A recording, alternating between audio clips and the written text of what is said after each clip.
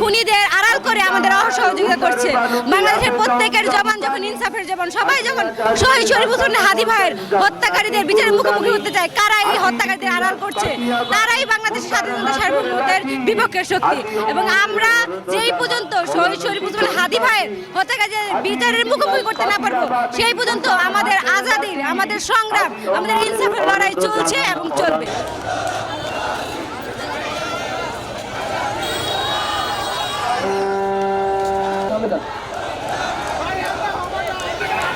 আমরা জানি যে শহীদ ওসমান হাদির মৃত্যুর আজকে 41 দিন, এখনো আমরা কোনো বিচার পাইনি। এই বিচার না পাওয়ার কারণে আমরা মুন্সিগঞ্জের ছাত্র সমাজ আজকে ঐক্যবদ্ধ হয়ে নানান শ্রেণী পেশার মানুষ মিলে রাজপথে নেমেছি, যাতে শহীদ ওসমান হাদির বিচার নিশ্চিত হয়।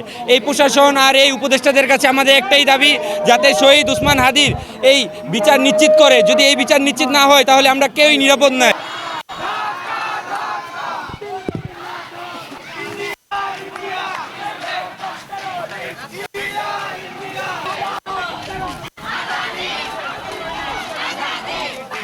এই কর্মসূচিতে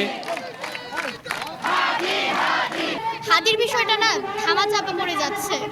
এই নির্বাচন প্রচারণার বিভিন্ন যেসব চলছে দেশে, এইসবের মধ্যে দিয়ে হাদির বিষয়টা ধামাচাপা পড়ে যাচ্ছে বলে আজকে মূলত আমরা এটাকে হাইলাইট করার জন্য এখানে অবস্থান কর্মসূচি করছি।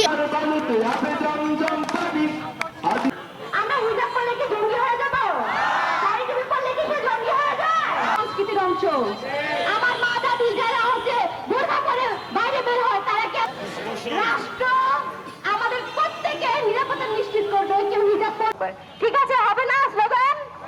সবাই কি টায়ার্ড হয়ে গেছে?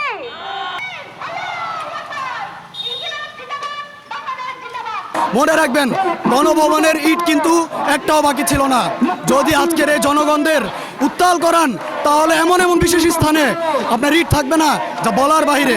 আমি নির্দিষ্ট করলাম না, এটা বুঝে নেবেন।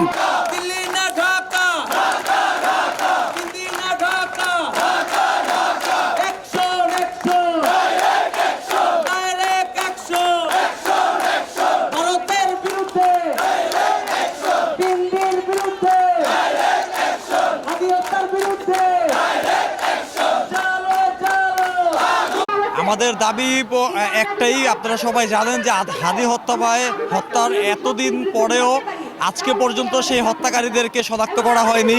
সেই হত্যাকারীদেরকে এখনো পর্যন্ত আইনের আওতায় আনা হয়নি। ইনফ্যাক্ট কারা কিভাবে হত্যা করেছে, তারা এখন কোথায় আছে, সেই সুনির্দিষ্ট কোনো তথ্য এখন পর্যন্ত ইন্টারিম সরকার দিতে ব্যর্থ হয়েছে। আমরা চাই যেই প্রতিবাদের কণ্ঠস্বর, সেই কণ্ঠস্বরকে যারা নিভিয়ে দিয়েছে এই বাংলার মাটিতে, সেই রাজাকারদের, সেই হত্যাকারীদেরকে, সেই খুনিদেরকে যত দ্রুত সম্ভব এই বাংলার মাটিতে এনে তাদেরকে প্রকাশ্যে সেই হত্যার যাতে দৃষ্টান্তমূলক শাস্তির ব্যবস্থা করা হোক, যাতে এই বাংলাদেশে অদূর ভবিষ্যতে যেন আর কোনো এরকম হত্যাকারী যাতে আর কোনো সেই সাহস না পায় যে এই ফ্যাসিবাদ বিরোধী এবং ভারতের আধিপত্য বিরুদ্ধে যারা কথা বলে, তাদেরকে যেন আঘাত করার আগে 1000 বার চিন্তা করে সেই রকম একটি শাস্তির দাবি আমরা আজকে এই মুন্সিগঞ্জের এই বিক্ষুব্ধ ছাত্র জনতার পক্ষ থেকে দাবি জানাচ্ছি।